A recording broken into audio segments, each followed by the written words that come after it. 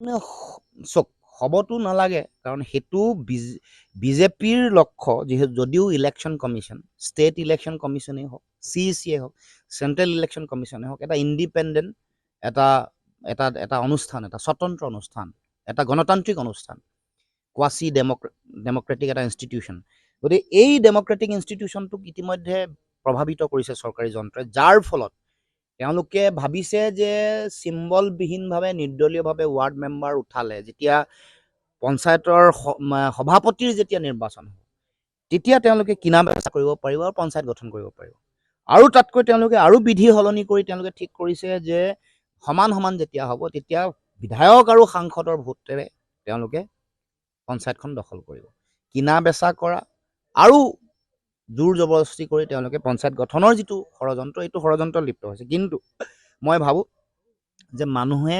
জনগণে এই ক্ষেত্ৰত সঠিক শুদ্ধ সিদ্ধান্ত ল'ব আৰু ইমান সহজে এইবাৰ তেওঁলোকে এই কিনা বেচা কৰা কামটো কৰিব নোৱাৰিব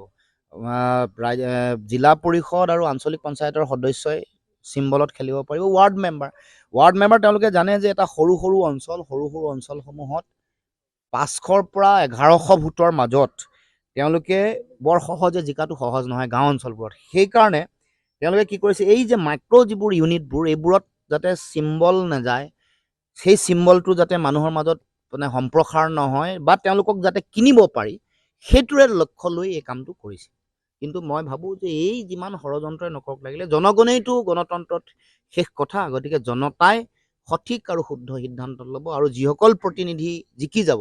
তেওঁলোকেও নিজৰ আদৰ্শ নিজৰ যিটো দায়বদ্ধতা সেইটো কেতিয়াও তেওঁলোকে পৰিহাৰ নকৰে